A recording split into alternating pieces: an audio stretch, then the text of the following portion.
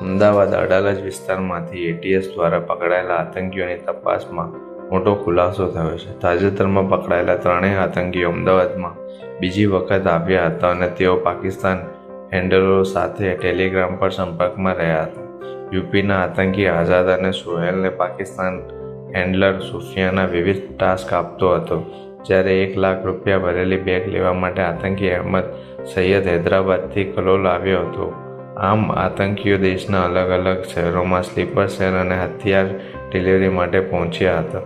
Police તપાસમાં ખુલાસો થયો કે આ આતંકીઓ લાલ દરવાજા, લકી હોટલ અને ગ્રાન્ડ એમ્બેસેડર હોટલમાં રોકાયા હતા. નરોડા ફ્રૂટ માર્કેટની રેકી કરીને વિડીયો બનાવ્યો હતો. તેમની મોબાઈલ ડિટેલ અને ફોટોઝ વિડીયો તપાસ હેઠળ છે. ગુજરાત એટીએસે 4 ટીમો બનાવી તપાસ હાથ ધરી છે, જેમાં સેન્ટ્રલ એજન્સીઓ, યુપી એટીએસ અને હૈદરાબાદ સીઆઈ સેલ પણ જોડાયેલા છે.